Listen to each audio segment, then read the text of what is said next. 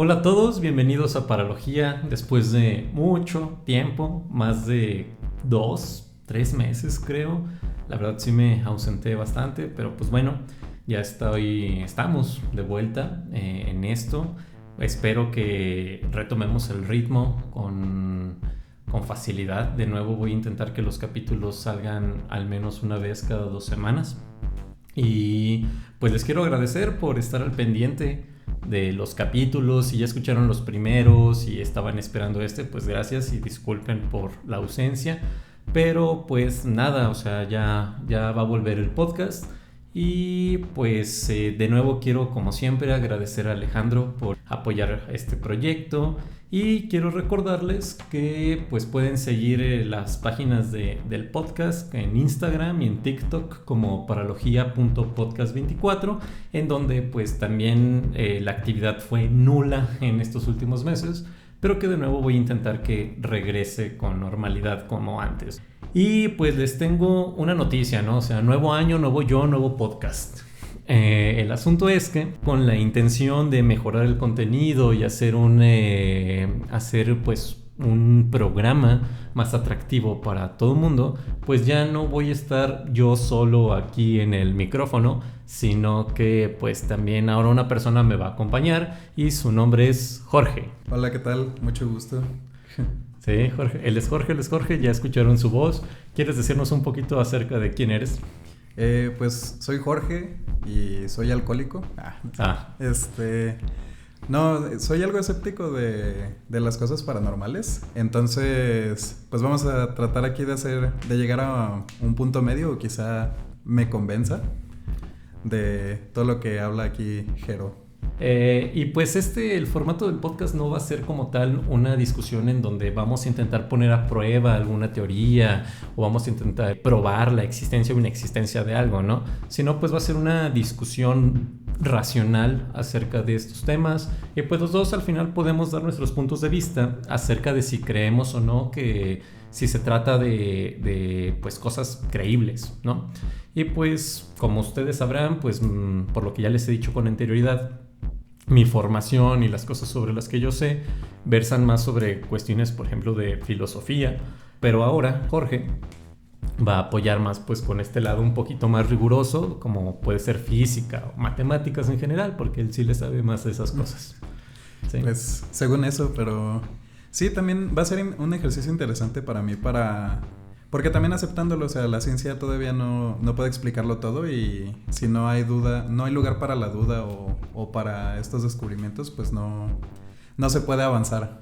Sí, y pues solamente recordándoles el nombre del podcast, se llama Paralogía, y si escucharon el primer capítulo sabrán, recordarán, y si no lo escucharon vayan a escucharlo, sabrán y recordarán que el nombre hace alusión pues precisamente a aquello que se encuentra más allá de la razón, ¿no? Más allá de lo que la ciencia contemporánea, la ciencia ortodoxa, la ciencia aceptada, los métodos, las perspectivas científicas aceptadas hoy en día aceptan como plausible, verídico, y pues muchas veces estos temas acerca de cuestiones paranormales y conspiranoicas pues salen de esos paradigmas y por eso mismo pues pierden legitimidad, ¿no? En algunas ocasiones, y pues el ejercicio crítico de poner a prueba estos relatos, estas creencias, y a su vez también intentar criticar las perspectivas científicas predominantes, pues también ayudan a la razón y a la búsqueda de la verdad, ¿no? Sí, y pues al contrario, también todas las teorías científicas en algún punto fueron relativamente conspiranoicas, ¿no? O sea, sí, en algún punto creíamos que la Tierra era el centro del universo, y no le fue muy bien a la gente que pensaba lo contrario. exacto, así como las personas que creen haber sido abducidas, científicos que pierden su ¿cómo se llama? Su reputación, su credibilidad solamente por decir, vi un ovni y cosas por el estilo, pues básicamente es lo mismo, ¿no? Creemos que somos muy civilizados, pero pues prácticamente la cacería de brujas continúa. Pues bueno, entonces, una vez dicho esto, de nuevo les agradezco por estar aquí escuchando, por haber escuchado los capítulos anteriores y pues por su tiempo más que nada, ¿no? Así que pues vamos a comenzar, ¿ok?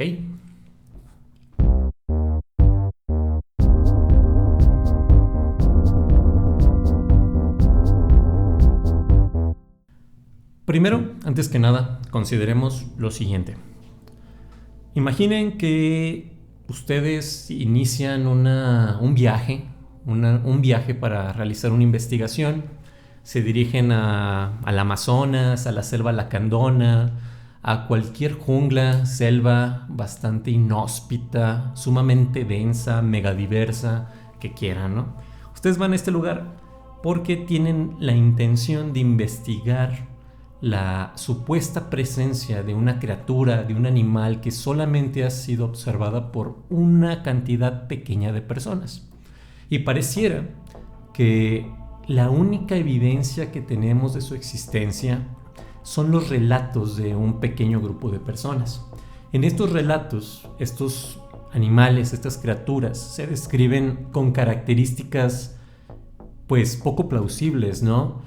Grandes garras, alas enormes, dimensiones desproporcionadas, cosas del estilo.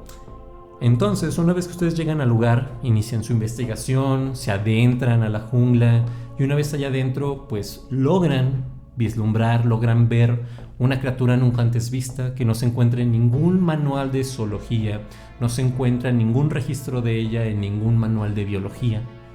Y pues resulta que han descubierto una nueva especie que hasta hace algunas pocas horas era considerada un críptido, ¿ok?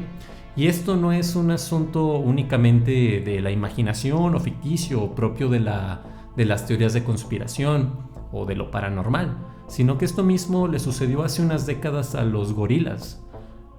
Prácticamente el mundo en general desconocía acerca de la existencia de los gorilas, solamente unas cuantas personas los habían visto.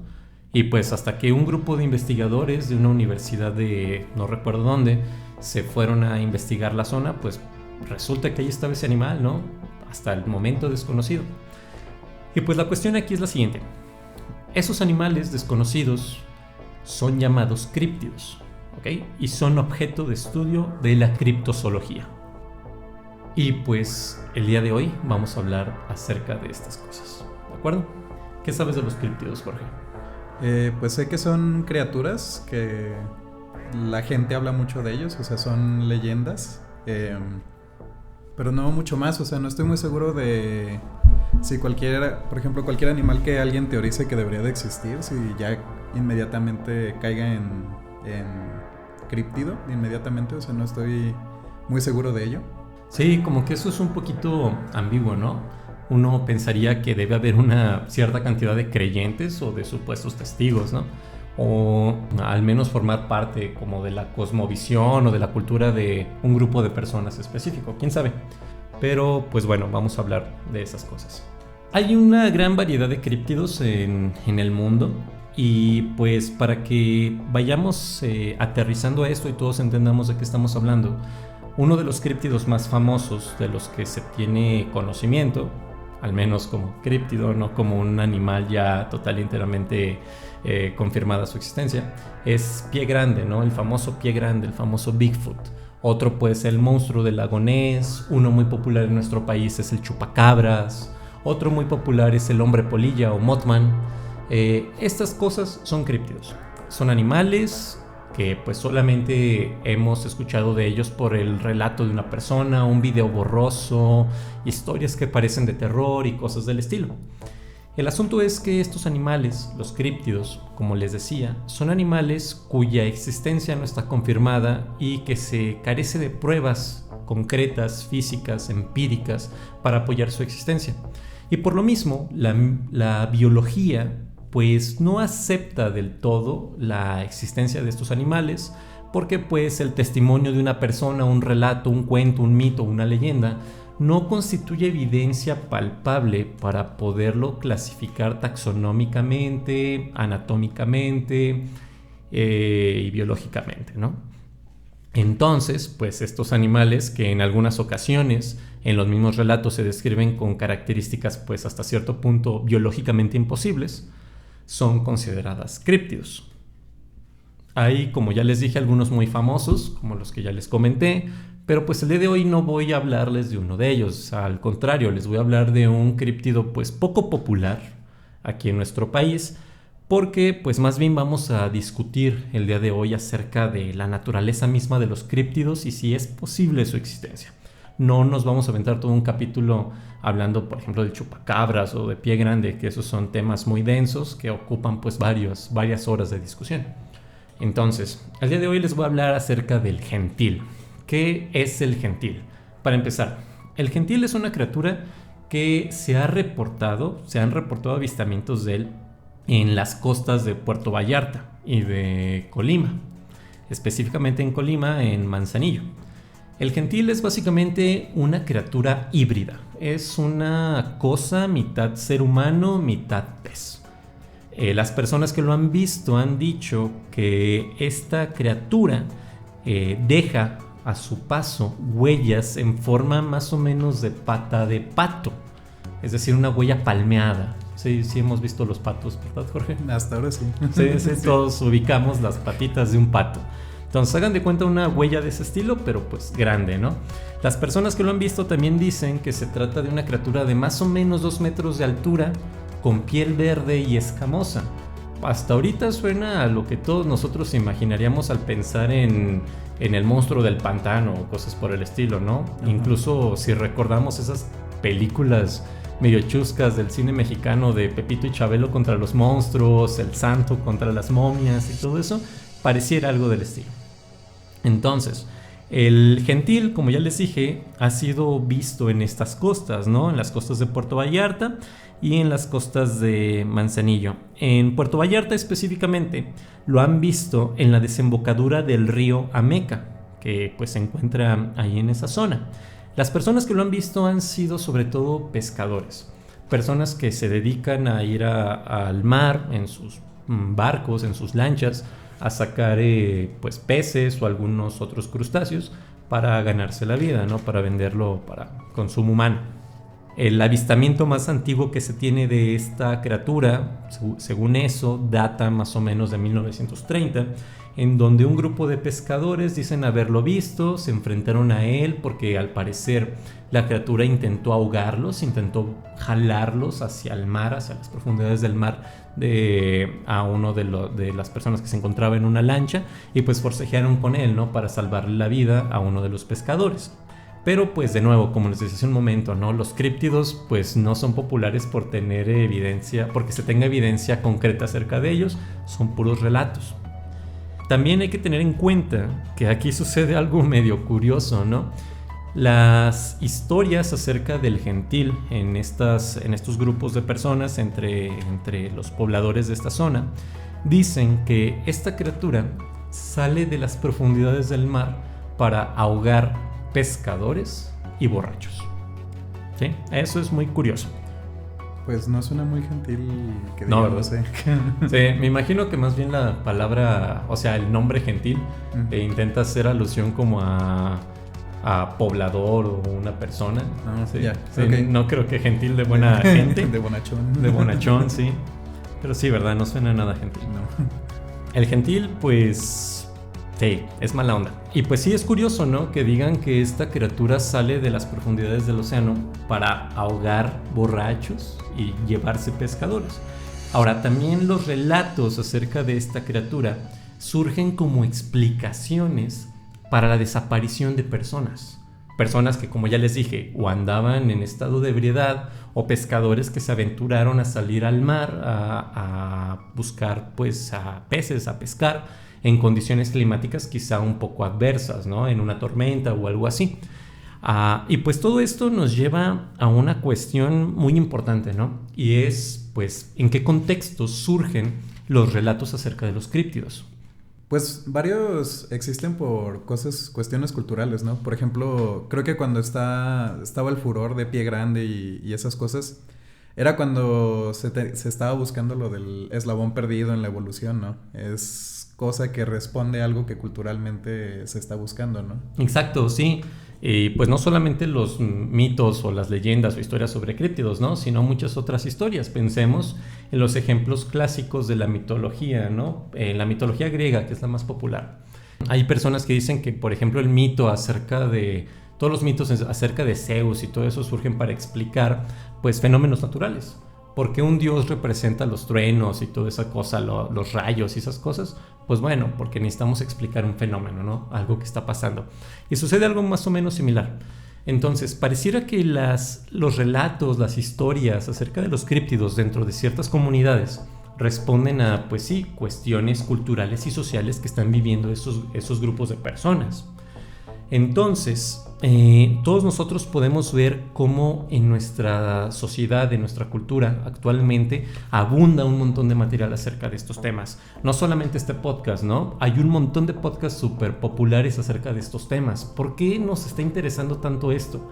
¿Por qué nos está interesando tanto los relatos acerca de los aliens, de los fantasmas, de los críptidos y todo eso? También, ¿por qué, por ejemplo, en el canal muy popular de History Channel hay programa tras programa tras programa acerca de alienígenas ancestrales, en busca del monstruo del lago Ness y un montón de cosas del estilo? Precisamente porque estas narraciones tienen al parecer cierto valor dentro de la sociedad en la que vivimos. Sí, pues por ejemplo, en el de alienígenas ancestrales se me ocurre que uno no se puede explicar lo de las pirámides sin admitir ciertas cosas que no casan con lo establecido de las culturas, ¿no? Entonces, pues, ¿qué es lo que pones? Pues alienígenas o cosas así, ¿no? Exacto, sí, y justamente Jorge acaba de mencionar algo muy importante. O sea, pareciera que aceptar estos relatos o aceptar la versión oficial de la ciencia, por ejemplo, implica rechazar ciertos otros preceptos. Si nosotros aceptamos, por ejemplo, que las pirámides fueron construidas por aliens, pues rechazamos el sentido común acerca de que pues es imposible viajar más rápido de la velocidad de la luz, al parecer. Al menos eso creería uno de entrada. Y también que pues sería subestimar, ¿no?, a las personas que crearon esas cosas, porque pues pensamos, no, un ser humano no podría construir algo así. Entonces podemos notar cómo todos estos programas, como les digo, los de History Channel, National Geographic y todo eso, pues han aumentado, ¿no?, la cantidad de contenido que se elabora al respecto. Y pues también podemos notar cómo hay cada vez más hay cada vez más personas en las comunidades que se interesan por estos temas. Y pues parece ser que, como les dije, todo esto responde a ciertas condiciones sociales específicas. Para ahondar un poquito más en esto, para tener un poquito más de, ¿cómo se dice?, contexto respecto a cómo es que estas cosas surgen, al menos desde esta perspectiva un poco más social o cultural, hay que tener en cuenta que pues también la literatura acerca de estos temas ha ido aumentando, ¿no? Hay cada vez más personas que se autoproclaman investigadores paranormales, criptozoólogos, y hacen investigaciones, por ejemplo, acerca de Bigfoot, del chupacabras, de Mothman y todas estas cosas, y pues entre ellos algunos otros críptidos pues mexicanos. Como ya les dije, el chupacabras, que no es propiamente mexicano, pero pues una buena parte de esos supuestos avistamientos sucedieron en México. Y pues como ahora les dije, el gentil, que pareciera que pues estos temas, más que ser tema de investigación, por ejemplo, para un biólogo o un zoólogo, pues podrían ser también para personas que estudian las sociedades y su cultura. Por ejemplo, un sociólogo, socióloga, antropólogo o antropóloga, etnólogo o etnóloga, quién sabe. Pero también podría ser tema de discusión para esas áreas. Pero estamos perdiendo de vista, al menos hasta el momento, un factor muy importante en todo esto. Y es que si estas criaturas realmente son animales, ¿cómo es posible que llegasen a existir? ¿Por qué existen estos animales que al parecer tienen características tan poco naturales, tan poco probables, al menos como entendemos la biología, ¿sí? Y pues aquí es donde Jorge nos va a intentar esclarecer un poquito más las cosas.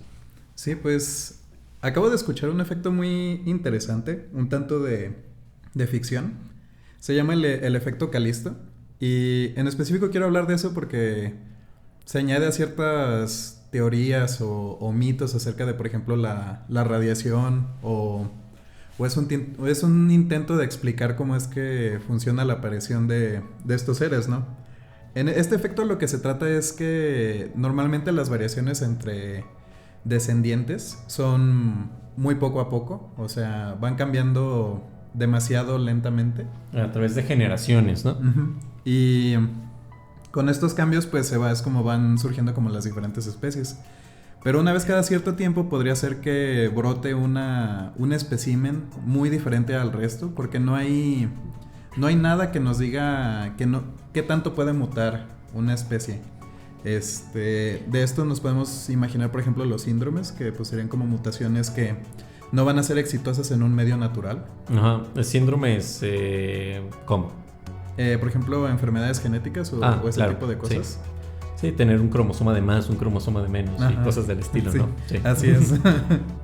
Y pues en esta teoría dice de qué pasaría si saliera de pura casualidad un espécimen exitoso, que tuviera cambios en lo que los hicieran muy bueno, muy adaptado para el medio y se muy aptos en un apex predator o ese tipo de cosas. Sí, como un espécimen que está al tope, ¿no? Súper arriba en la cadena alimenticia, por decirlo de alguna forma, ¿no? Sí.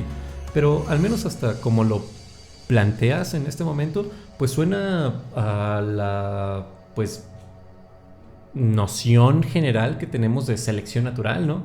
O sea, porque los individuos andan por allí, se reproducen, se mezclan, y pues algunos son exitosos, otros no, y paulatinamente aparece uno súper bueno, súper exitoso que se logra camuflajear apropiadamente en las cortezas de los árboles y logra propagar su descendencia, ¿no? Hasta el momento pareciera eso. Sí, creo que el problema más grande de la teoría, bueno, haciendo un poco de énfasis que esta teoría viene del libro Reliquia de Doug Preston y Lincoln Child. Pues en esta teoría los cambios son muy abruptos, o sea, sería pensar que, no sé, de una gallina salga un velociraptor o algo por el estilo. Oh, no sé. ya. O sea, sí es algo muy, muy abrupto lo que dices, es como para explicar todos los críptidos, ¿no? Que deberían de venir de alguna parte. Yeah. Y sí dice que pasa muy, muy esporádicamente. Y se me hizo interesante hablar de ella porque también como que pensamos que, por ejemplo, digamos en entornos muy radioactivos donde las mutaciones entre especímenes pues pueden ser muy grandes al momento de la concepción, pues nos hace pensar que a lo mejor sí podría surgir esto, ¿no? Porque es demasiada mutación en muy poco tiempo. Okay. Aquí nada más para poner un poquito en perspectiva, quisiera agregar lo siguiente. Y es que pues todos nosotros ubicamos este periodo muy importante en la historia de la humanidad, que es la Revolución Industrial, ¿no? Uh-huh. No recuerdo en qué siglo sucedió. Siglo XIX. Sí, en el siglo XIX. Y pues como sabemos, pues al menos la Revolución Industrial en ese momento tiene su epicentro en Inglaterra, ¿no? En Londres específicamente. Algo muy curioso que sucede en ese lugar es que debido a todas estas fábricas que se establecen, todos estos centros de manufactura que aparecen, pues ellos mismos producen un montón de contaminación. Hay un montón de hollín en el ambiente, ¿no? De todo el carbón que se está quemando en las calderas, en las chimeneas, perdón, que se está quemando. Y pues esto genera pues contaminación y por lo tanto los edificios, las casas, los árboles, el piso, la tierra, todo esto se llena de hollín. Esto ocasiona, sí sabemos qué es el hollín, ¿verdad? Una vez que vemos el humo, lo negro, eso que está ahí flotando, son pequeñas partículas ¿de qué? Creo que de carbono. Sí, creo que sí, ¿no? De carbono. También si han hecho cosas en un fogón, pues también se nota ahí en la parte de abajo de las cazuelas. Sí, claro. Eso es el hollín, ¿no? Entonces el hollín se pegó a la corteza de los árboles, a las superficies de las paredes y todo esto. Entonces las polillas de la zona, antes de la Revolución Industrial, tenían una coloración en su piel, pues clara, eran casi blanquecinas. Las polillas, pues estos insectos, ¿no? Que vemos que vuelan hacia la luz, hacia las fuentes de luz. Entonces, las polillas, como resultado de este cambio en su entorno, comenzaron generación tras generación a adaptarse para lograr pasar desapercibidas en su entorno. ¿Por qué? Ellas, al ser de un color claro y encontrarse en superficies más oscuras que ellas, pues resaltaban un montón y se volvían blanco seguro casi para sus depredadores. Entonces, como una forma de adaptación a su entorno fue pues incrementar el nivel o la cantidad de melanina en su organismo y ser más oscuras. Y eso propició que paulatinamente, generación tras generación, las polillas adquirieran una pigmentación pues más apropiada para el entorno en el que se encontraban y así ser un blanco menos fácil para sus depredadores. Todo este proceso sucede más o menos en un lapso de 70 años. Pero es porque las polillas viven muy poco. O sea, tuvieron que pasar cientos de miles de generaciones de polillas que morían una tras otra para que lograsen tener estos cambios visibles en su organismo. Entonces aquí lo que nos comentas, Jorge, acerca del efecto Calisto no es que tengan que pasar esos cientos de miles de generaciones, ¿verdad? O sea, suceden de un momento a otro, como lo mencionas con lo de que de una gallina aparezca algo tan poco cercano a ella como un velociraptor. Sí, es una explosión como que le atinas a la lotería genética de tal forma que sale algo súper adaptado. Sería como si de una generación a otra las polillas hubieran adquirido esa tonalidad más oscura. Ok. Porque aparte, o sea, suponiendo que estén en un entorno de mucha mutación, pues te podrías imaginar que entre una generación y otra, pues no sé, o sea, no solo salgan polillas oscuras, sino también polillas azules o ese tipo de cosas. Uh-huh. Pero esas no están necesariamente adaptadas para ese ambiente, sería más bien la polilla oscura, que sería una que tiene mucha más ventaja a todas las demás. De una generación a otra, sí suena bastante difícil que pase. Sí. Y pues sí, ¿no? O sea, sí nos encontramos cambios genéticos súper drásticos de una generación a otra. Repito, cuando a las personas les faltan o les sobran cromosomas, es justamente eso. Pero ahí el asunto es que esos individuos, esos especímenes de seres humanos, pues son muy poco aptos, ¿no? Para la vida. Sí, atinarle a todo, o sea, que pase una mutación que mantenga tus procesos bioquímicos y que aparte, o sea, de una manera más a nivel medio de tamaño, o sea, seas capaz de adaptarte, ya es como bastante complicado que pase así. Ok, sí. Entonces ahí es donde está como la parte pues extraña, ¿no? De todo esto. Sí, ¿cómo es posible que se logre evolutivamente, explicar biológicamente, que de una generación a otra aparezca un animal, un individuo de una especie tan diferente a la anterior? Y que preserve todavía la funcionalidad y la ¿cómo se llama? Preserve sus funciones vitales, pues, de forma orgánica y apropiada. Uh-huh. Y aparte, bueno, o sea, vamos a suponer que sí pasa, ¿no? Porque no hay nada que lo impida realmente. O sea, sería muy difícil, pero pues bueno, o sea, vamos a usar ese teorema de los monos escribiendo durante infinito tiempo y que en algún punto les va a salir Shakespeare. ¿Cómo es esa hipótesis? Sí, nos la recuerdas, por favor. O sea, dice que nada, si algo es posible, en algún punto va a pasar con suficiente tiempo. O sea, la hipótesis pues diría que si pones a un número infinito de monos a escribir en una máquina de escribir, pues eso, pues nos podemos imaginar que no va a salir muchas cosas buenas, ¿verdad? O sea, de hecho ni siquiera inteligibles. Pero si los dejas el suficiente tiempo, tarde o temprano van a pulsar las teclas en el orden que te produciría alguna obra de Shakespeare. Sí, vamos a tener ahí escrito Otelo, ¿no? Ajá. Sí, o Macbeth. Entonces, pues podemos imaginarnos que este efecto Calisto descrito en el libro, pues sería como un equivalente genético a esto, ¿no? Sería que en alguna reordenación, en alguna mutación pase que se reordena de tal forma que tienes un espécimen completamente diferente a los padres, pues, del espécimen. Entonces, pues también esto causa ciertos problemas, o sea, si nos ponemos a pensar, porque pues sería un solo espécimen, ¿no? Y sería lo suficientemente diferente al resto de sus ¿cómo se dice? De sus congéneres. Sí, de los otros miembros, ¿no? No, es que el asunto aquí es que pues ese espécimen ya sería tan diferente a sus progenitores que creo que sería difícil decir que ya son de la misma especie, ¿no? Sí, y por eso mismo no es complicado ver que no sería capaz de reproducirse con nadie, porque sería pues único. Exacto, y ya la descendencia de esa especie Se perdería. Sí, se perdería, ya, o sea, sería una especie de un solo individuo, ¿no? Y esa especie aparece con él y se extingue con él. Ajá. Si quisiéramos, por ejemplo, intentar explicarlo de la parte de los críptidos, pues se han visto muchos muy cerca como para pensar que sea posible que haya pasado tanto este efecto Calisto.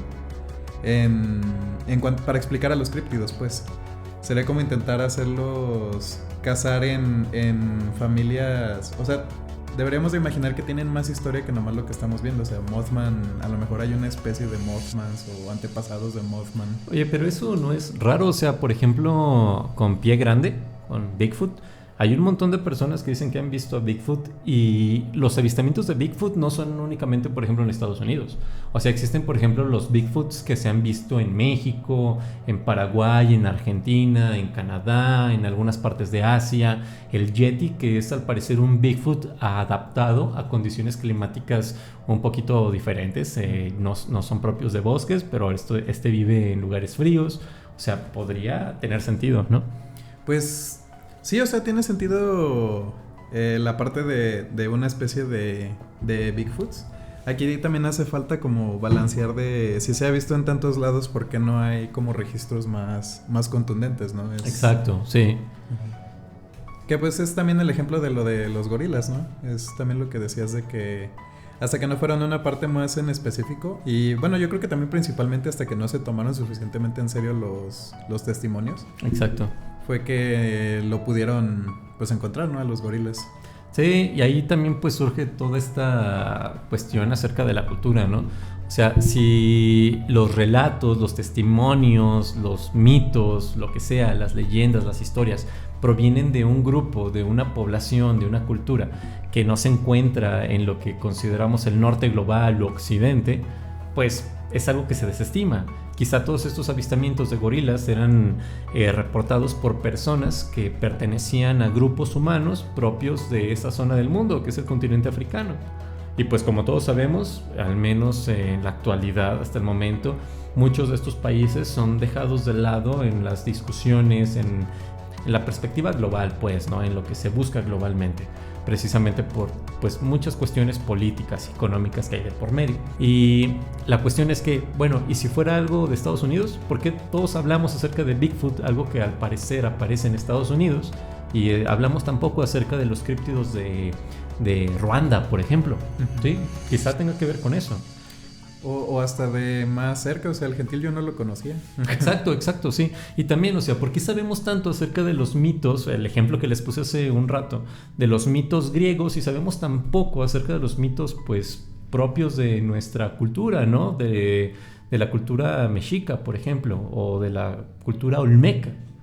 Sí, eurocentrismo a todo lo que da, ¿no? Sí, ¿no? La herencia eurocéntrica que tenemos. Bueno, regresando un poco al gentil ahora que volvió a salir, también haría falta un poco saber cómo es que se pueden investigar estas cosas, ¿no? Porque no hay una, o sea, por ejemplo, la disciplina o del área de biología, pues sí se trata de buscar mucho a las familias, ¿no? Pero ¿qué pasa cuando te encuentras con un espécimen que no habías conocido antes? O sea, ¿cómo lo deberías de abordar si nomás tienes historia oral para representarlo? Sí, eso es un problema muy grande, ¿no? Para la zoología y la biología misma. ¿Cómo se lograría clasificar un espécimen de este tipo si solamente se tienen ese tipo de registros? Y entonces es allí en donde surge la necesidad de tener evidencia física para poder hacer un análisis, por ejemplo, de ADN, y así poder encontrar con qué especies está más realizado y poder comenzar también un estudio de anatomía o biología comparada y evolutiva para poder localizar este espécimen, esta nueva especie, en todo el espectro de especies que conocemos, ¿no? En el árbol evolutivo de las especies. Pero pues si no tenemos evidencia empírica, evidencia concreta, eso es sumamente difícil y solamente se queda en la tradición oral, en los relatos y en los avistamientos, que pues, como ya lo decíamos hace un momento, rara vez constituyen evidencia apropiada para estas ciencias, al menos para estas ciencias. Hay otras ciencias que sí pueden trabajar con ello, pero al menos estas es un poco difícil. Ok, y al menos en cuanto a la parte de el análisis de la historia oral para como reconocer como estos patrones de qué tanto intentan explicar algo y qué tanto es un avistamiento como tal, ¿no hay alguna metodología que tengan, por ejemplo, la criptozoología para hacer esta búsqueda de la verdad en la historia oral? Pues intentan hacer análisis fenomenológicos acerca de la experiencia de las personas que dicen haber visto estas criaturas, o si no también intentan hacer análisis etnológicos o antropológicos acerca de estas cosas, pero esos análisis normalmente se quedan en análisis de un relato. Y es que ahí es donde tenemos que hacer esta diferencia, ¿no? Una cosa es un relato y otra cosa es aquello sobre lo que el relato es. Si tú haces un estudio acerca de los relatos, te vas a quedar con el estudio acerca de relatos. Es muy difícil con solamente a partir del relato tener evidencia concreta, 100% verídica y llegar a una conclusión total y enteramente certera acerca de aquello de lo que trata el relato. Podemos tener un conjunto de relatos que sean coherentes entre sí, que logren explicar algo, pero eso no quiere decir que aquello de lo que tratan los relatos sea verdadero. O sea, un ejemplo bien sencillo de esto es El Señor de los Anillos. O sea, El Señor de los Anillos es un montón de relatos, un montón de historias. También están los cuentos de la Tierra Media y todo esto de Tolkien, que son coherentes entre sí. Pero eso no quiere decir que de verdad existan los elfos. Hasta donde sé. Ah, ok. Sí, yo tampoco los he visto. Sí, aunque al menos te pueden indicar como por dónde ir buscando, ¿no? En cuanto a buscar un poco de evidencia más científicamente válida, por decirlo de cierta forma. Sí, claro. Pero de nuevo es lo mismo. O sea, eso solamente nos acerca a dónde encontrar la evidencia apropiada. Sí. Porque, por ejemplo, estaba pensando en cuando pasó cuando estabas platicando del gentil, de que si tiene una huella de pata palmeada y parece una persona, ¿qué tan difícil sería pensar en una persona con esta cosa que se ponen en los pies los que nadan en el mar? Ah, las aletas las estas aletas, para bucear, ¿no? Para nadar. Sí, puede ser algo así, ¿no? O quizá alguna persona que tiene algún problema congénito. Sí, podría ser algo del estilo. Que tiene alguna,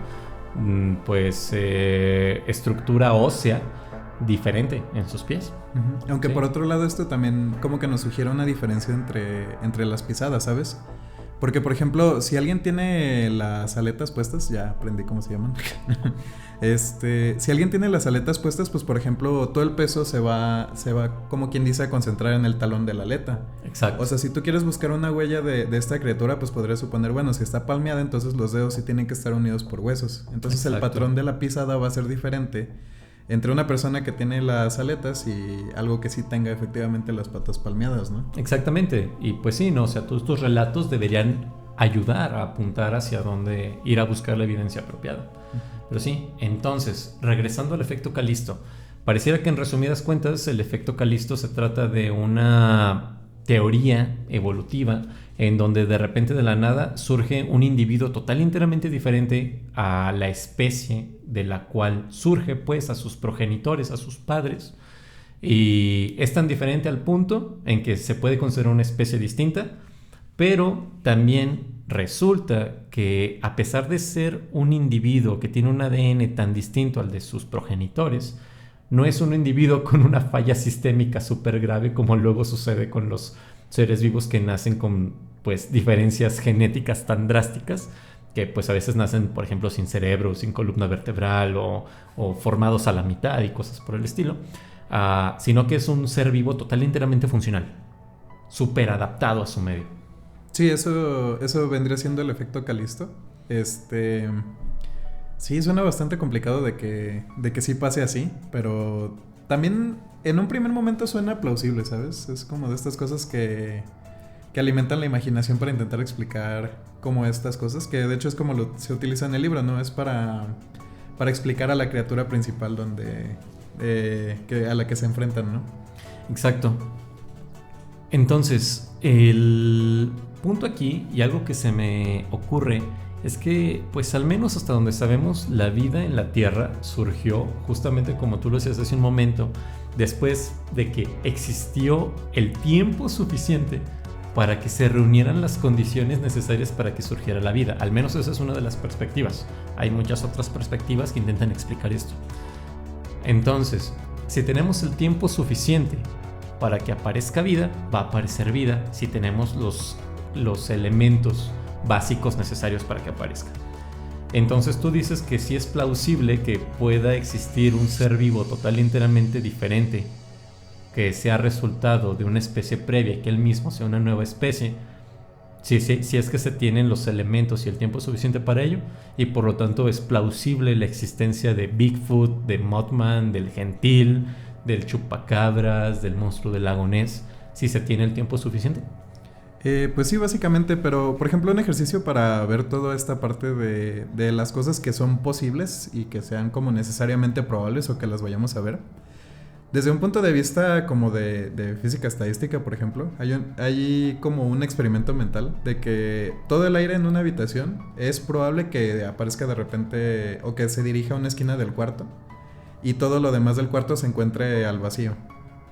Esto es porque pues el aire pues son partículas que están chocando entre sí y podría ser que choquen de tal forma que todas se dirigen hacia una esquina de una habitación. Okay. ¿Cuándo nos ha pasado esto? O sea, es tan difícil que sí, o sea, no niego que podría pasar en algún punto, pero es tan complicado que pase eso, que lo experimentemos, pues, que pues no hay ni siquiera registro de ello. O sea, bueno, a mí nunca me ha pasado. O sea, quizá no has vivido el tiempo suficiente para que te pase. Probablemente. Sí. También, por ejemplo, técnicamente el agua se puede congelar de la nada.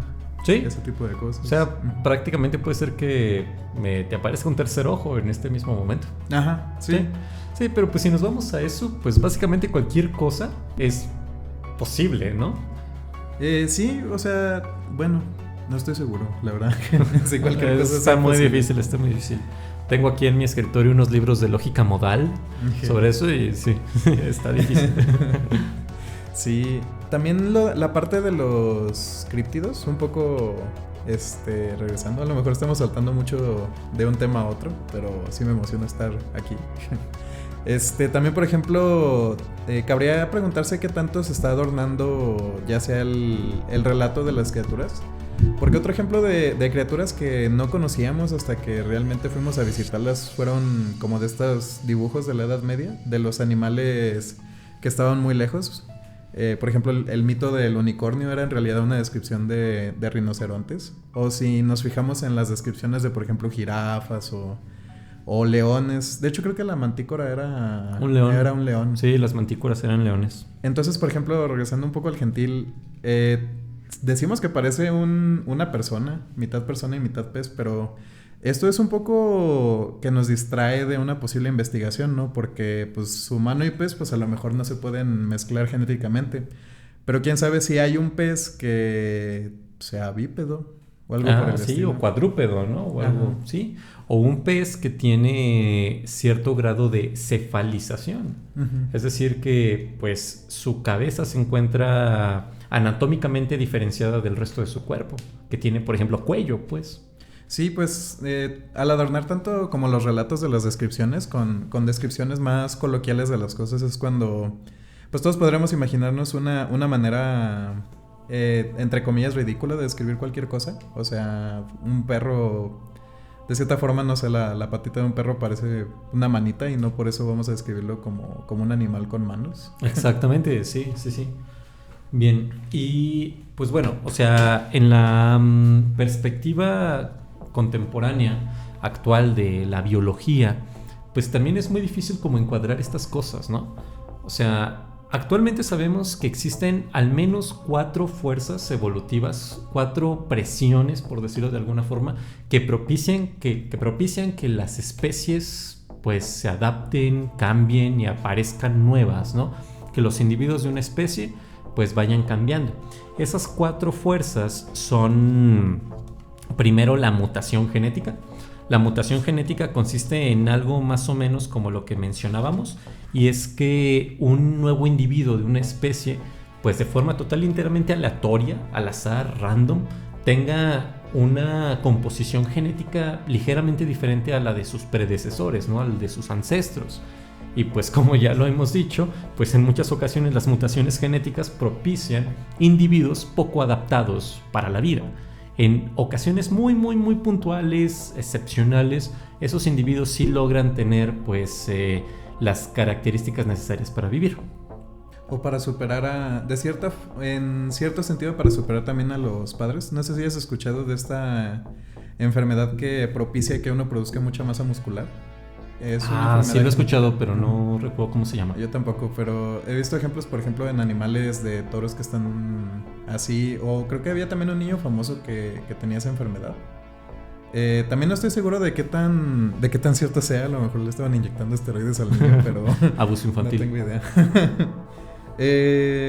Pero sí, o sea, entre estas mutaciones también, por ejemplo, pasa lo del cáncer. También es una mutación, pero mientras la persona está viva, ¿no? Porque estas mutaciones tienen que pasar en la gestación del organismo. O en los gametos, desde antes. Sí, cierto. En las células sexuales.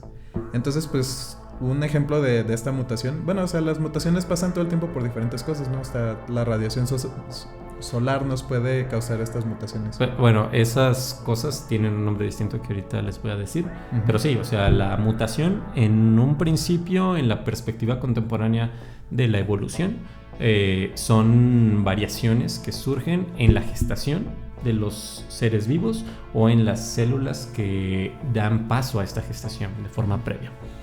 Entonces, después de esto tenemos el flujo genético. El flujo genético es algo bien simple, lo podemos entender como la migración de las especies. Por ejemplo, cuando sucede la guerra de Vietnam, por ejemplo, ustedes saben que llegan los soldados gringos a repartir libertad en aquellas tierras. Y pues como sucede en toda guerra, ocurren un montón de atrocidades, un montón de crímenes contra la humanidad y todo esto. Y entre ello, ustedes sabrán, los soldados estadounidenses pues cometieron un montón de actos sumamente despreciables hacia los habitantes de este lugar. Y pues entre ello dejaron a un montón de personas con sus descendientes, ¿no? ¿Y qué es lo que sucede? Una población que previamente no tenía un acervo genético específico, es decir, el acervo genético del caucásico promedio estadounidense, ahora ya lo tiene. Y esto propicia que esa población tenga ahora individuos con genes mezclados. Entonces llegan individuos de un grupo de seres, de personas, de individuos de una especie a un nuevo grupo, se reproducen con ellos. Y ahora los descendientes tienen diferencias genéticas con sus antecesores. ¿Sí me explico? Sí. Podría, por ejemplo, también aplicarlo de cuando un caballo y un burro tienen a una mula. ¿Sería eso un ejemplo? Porque, bueno, eran especie, o bueno, no sé si decir especies. Tienen que ser de la misma especie. Tienen que ser de la misma especie, porque la mula es infértil. O sea, si es una cruza posible...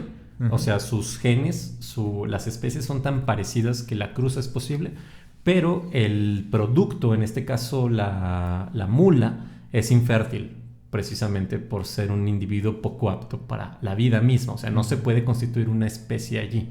Pero como tal, como espécimen sí es apto, ¿no? O sea, tiene sus ventajas, ¿no? Bueno, es apto parcialmente, porque el ser apto en este sentido evolutivo implica también ser capaz de reproducirte exitosamente y tener descendencia.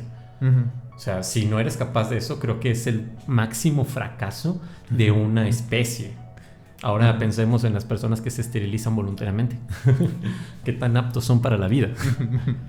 Bueno. Que de hecho creo que eso se va un poco con otro punto que tenías, ¿no? Sí, pero ahorita llegamos a eso. Y es la deriva, bueno, ahora lo que sigue es la deriva genética. La deriva genética es simple y sencillamente las diferencias que pueden tener las personas en la expresión de sus genes. Por ejemplo, nosotros como seres humanos en la mayoría compartimos una misma base genética. Nuestro ADN es muy similar entre nosotros seres humanos, pero ustedes han notado que hay personas que tienen pigmentación de la piel distinta, del cabello, en los ojos. Hay personas con ojos azules, verdes, cafés, negros. Eso es la deriva genética. Consiste en que los mismos genes se expresan de maneras diferentes. ¿Sí? Ok. Entonces, mientras más frecuente sea que unos genes se expresen de cierta forma, es más probable que los descendientes de esos individuos que ya tienen esas expresiones genéticas tengan esa misma expresión. Aquí tenemos que hacer una distinción. Una cosa es el genotipo y otra cosa es el fenotipo. El genotipo es algo así como el ADN mismo, ¿no? Este conjunto de moléculas que constituyen proteínas y otro montón de cosas que conforman el ADN, ¿no? esas proteínas, esas cosas se expresan en un organismo con ciertas características, como por ejemplo tener 2 piernas, 2 brazos, 10 dedos en las manos y todo esto, ¿de acuerdo?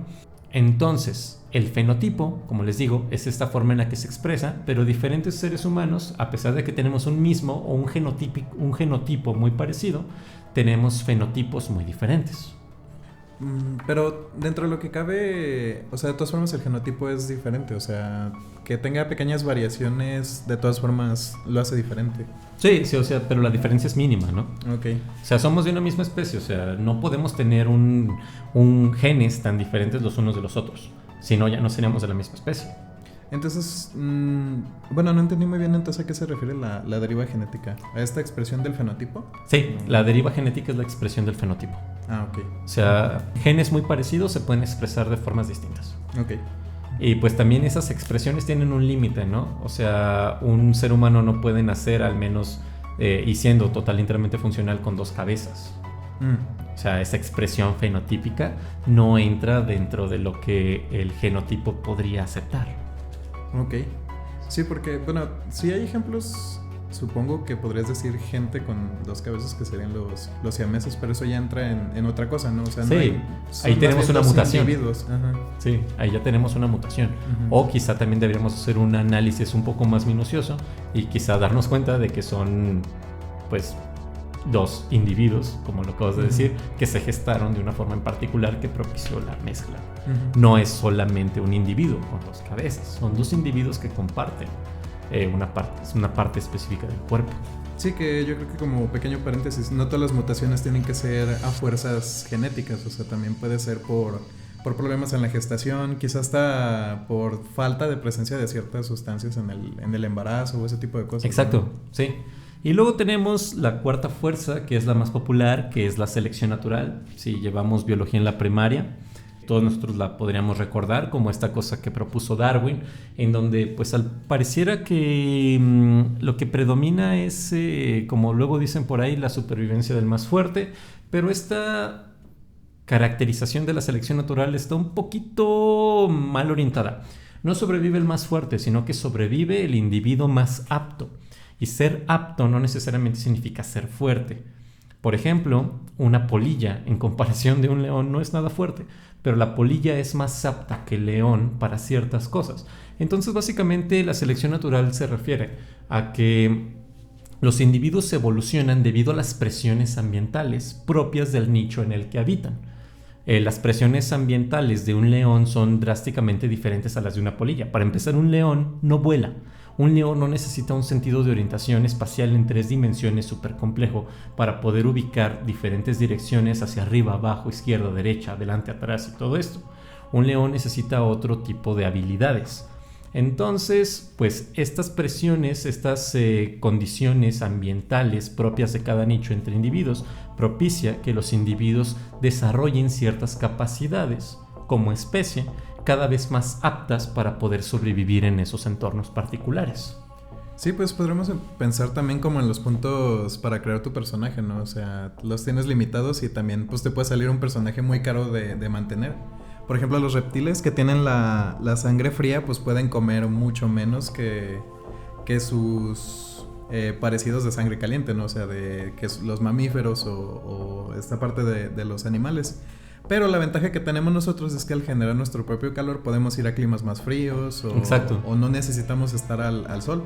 El precio a pagar es que tenemos que comer mucho más que los reptiles. Exactamente. Entonces, pues sí, o sea, también por ejemplo, creo que si no hubiéramos tenido nosotros tanta comida a nuestro alcance o no hubiéramos descubierto la cocina o este tipo de cosas, pues hubiera sido muy caro. La cocción hubiera sido muy difícil mantener el cerebro, ¿no? O sea, sí, claro. Hubiera sido algo que no se adaptaba a nuestro entorno y no seremos inteligentes. Exactamente. Bueno, eso de no ser inteligentes no sé, pero... Más bien no ser tan inteligentes a como estamos acostumbrados a pensarlo. Sí, exacto, sí. No tendríamos esas características, ¿no? Anatómicas de hoy en día, pero sí, exactamente, así como tú dices. Después tenemos otras 2 fuerzas evolutivas que están en debate hoy en día, y es la epigenética por un lado. Y hace un momento yo le decía a Jorge que hay ciertos cambios que sí podrían considerarse mutaciones, pero no son mutaciones como tal. Cuando él mencionaba cuando hay condiciones ambientales específicas que generan cambios en los individuos, el ejemplo que él ponía era el cáncer. Se trata entonces de epigenética. La epigenética, los cambios epigenéticos consisten en los cambios que hay a nivel genético en el genotipo a partir de las condiciones ambientales en las que viven los individuos. Si ustedes salen un montón al sol, si se exponen al sol y no usan bloqueador, son cada vez más probables a desarrollar cáncer de piel, ¿sí? ¿Cómo se llama eso? ¿Cuál es el nombre de ese cáncer? No sé, pero bueno, son cada vez... Sí, melanomas, ¿no? Ajá. Bueno, somos propensos a desarrollar cáncer de piel. Y eso es precisamente un cambio genético en las células de la piel, resultado de las condiciones ambientales. Otro ejemplo bien claro de esto es fumar. Mientras más fumas, más propenso eres a desarrollar efisema pulmonar, cáncer de pulmones.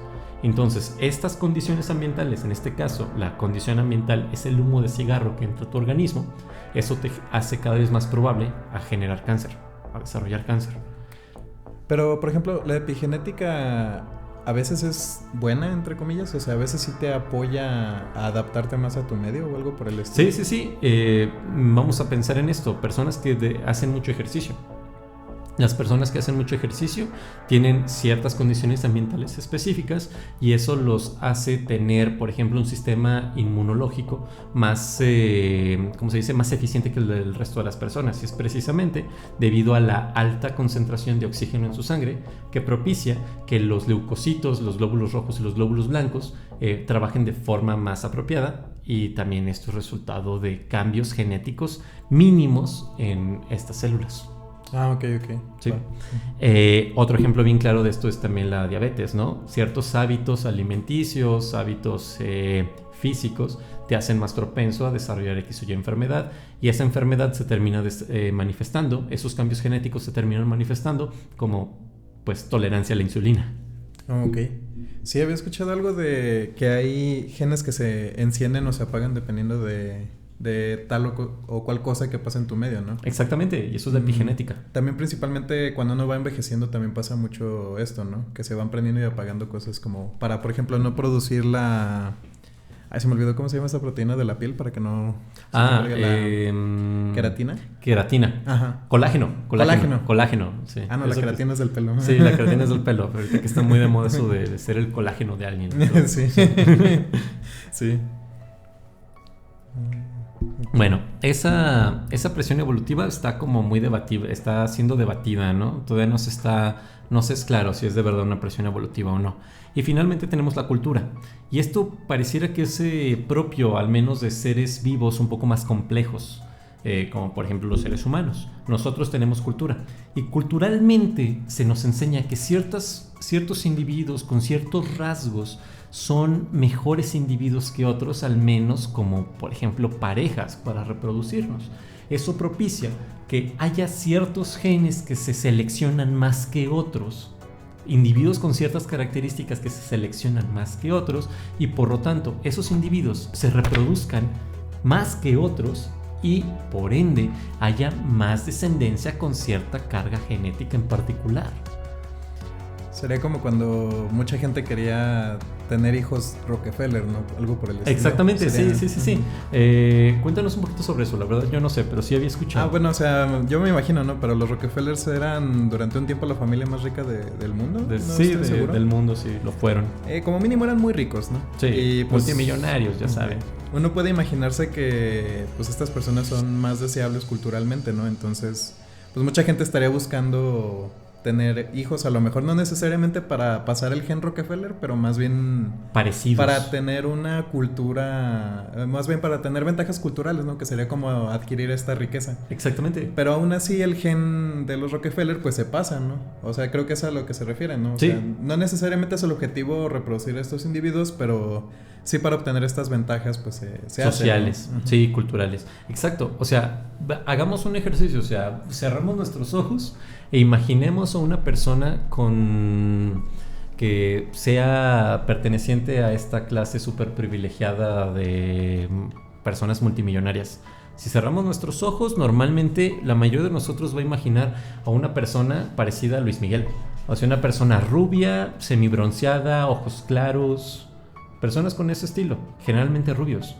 Eso es porque culturalmente tenemos esta imagen de estas personas y nosotros creemos que es deseable parecernos a estas personas y que una pareja con estas características es deseable porque te da, pues, estatus social y por lo tanto esos genes son cada vez más replicados, ¿no? Se buscan más y se propagan más. También eso podría explicar porque a veces pues todas estas personas se parecen entre sí. El otro día yo iba caminando por un lugar de la ciudad y vi a una persona que coincidía con esta imagen, ¿no? Si han visto la serie de Luis Miguel, se parecía a Luis Miguel de joven ahí, que se parecía a este actor. Y en cuanto lo vi, lo primero que pensé fue en esta expresión de ¿qué onda, paps? O sea, pues es precisamente eso, ¿no? Porque coinciden con estas características. Ok, entonces... Bueno, pero esto necesariamente, o sea, esta parte de la cultura necesariamente va con el deseo sexual. O sea, por ejemplo, porque no siempre la reproducción está como atada a esta parte de deseo sexual, ¿no? O sea, también sí, puede no, ser no como siempre también. Por ventajas o por ejemplo, yo lo que estaba pensando era en, por ejemplo, los matrimonios políticos o estas cosas. Exacto. Que la presión, por ejemplo, cultural en la casa de, creo que eran los Borbones. Los Borbones, sí. Que poco a poco fue haciendo que pues estuvieran más en el incesto, en la endogamia. Exactamente. Y pues culturalmente se afectó al genoma de manera que pues ya al último, los últimos reyes Borbones pues... eran inaptos para sí. la vida. Bastante. Sí. O sea, no necesariamente es algo tan visceral e instintivo como podríamos imaginarlo, ¿no? O sea, somos seres súper complejos y reducir todas nuestras acciones a meros instintos, pues es un poco difícil. Hay también cuestiones culturales de por medio. Entonces, habiendo dicho todo esto, nos podemos preguntar si, pues teniendo en cuenta estas 4, al menos las primeras 4 fuerzas de la evolución contempladas actualmente, ¿es posible un críptido? Pues a mí lo que se me ocurre más y que se me hace más plausible que el efecto Calisto de estar pensando en un solo individuo para pues explicar los críptidos, más bien pienso que nos hace falta piezas de la historia, ¿no? Como ha pasado, o sea, sería más bien buscar una familia de estos críptidos más que un solo individuo, quizá. Sí. Ver muestras a lo mejor de la forma en la que viven o ese tipo de cosas. Por ejemplo, con el gentil pues sería buscar las huellas o dónde es que ha estado. No buscar un solo individuo, quizá los, no sé, restos fósiles. Exacto. No creo que se haya alcanzado a fosilizar desde 1930, pero... Sí, o pues bueno, si de verdad es un animal que anda por allí, debe pertenecer a una especie y debe tener ascendencia, o sea, debe tener individuos que habitaron la Tierra antes que él, de los cuales descendió, y pues deben estar sus fósiles por allí. Pero de nuevo regresamos a lo que decíamos hace un rato, ¿no? Se ocupa evidencia física, concreta. Sí. No, y aparte suena mucho más complicado el pensar en no haber visto varios ejemplos de esta especie. O sea, vaya, puede entenderse por qué a veces los biólogos no le hacen mucho caso a los criptozoólogos, pero siento que esto también es caer en un error porque hay que aceptarse también lo desconocido para conocer más, ¿no? Exacto. Y pues bueno, o sea, la criptozoología es considerada una pseudociencia. ¿Qué quiere decir esto? Pues una cosa que se hace pasar por ciencia, pero que carece de metodologías, de validación, de revisión y pues de evidencia concreta para poder pues defender y postular lo que dice, ¿no? Pero pues también eso me parece que no es suficiente para desestimar la posible existencia de criaturas como esta. O sea, podemos pensar en el asunto de que pues desconocemos un montón acerca de qué es lo que hay en el mar, ¿no? Y que lo desconozcamos no quiere decir que las sirenas existan. O sea, que no sepamos qué hay en el mar en su totalidad no quiere decir que existan las sirenas, no quiere decir que necesariamente existan los monstruos marinos, el leviatán, los krakens y todas esas cosas. Pero el hecho de que seamos conscientes de nuestra ignorancia acerca de todo lo que hay en el mar, al menos sí debería abrir la posibilidad a la existencia de especies de animales que pues pueden ser ligeramente o drásticamente distintos a los que conocemos hoy en día. Y eso creo que no es nuevo para nosotros. Ya sabemos que en el fondo del océano habitan pues criaturas que creo que cualquiera de nosotros se asustaría solamente de verlas. Sí, pues varias cosas muy pesadas allá abajo. Pues para empezar lo de los calamares gigantes, ¿no? Que también era un mito muy Exacto. grande. Que de hecho, a lo que tengo entendido, eso es un kraken, ¿no? Es un calamar gigante. Es un calamar gigante. Entonces, krakens sí hay. Bueno, la figura del kraken, o sea, el kraken se consideraba pues un pulpo / calamar tan grande que podía hundir el solo buques completos, o sea, barcos enormes en los que podían ir hasta 1000 personas. Sí, pero quizá aquí podemos aplicar lo de quitarle ese filtro de lo de las exageraciones, de las leyendas, el paso a paso. Que hablando de eso, de la criptozoología, regresando un poco como pseudociencia, creo que quizás siempre hay una probabilidad de que siempre esté condenada a ser pseudociencia porque su campo de estudio es lo desconocido. Y en cuanto se hace conocido, pertenece a las otras ciencias. Exacto. Entonces, ¿en qué momento va a adquirir sus muestras o evidencias de tal? Pues la idea sería allí que la criptozoología, los criptozoólogos desarrollen metodologías de estudio apropiadas para poder abordar estos temas de forma objetiva, conseguir evidencias y todo eso. Que si lo pensamos de alguna forma, pues la química una vez fue una pseudociencia, se llamaba alquimia.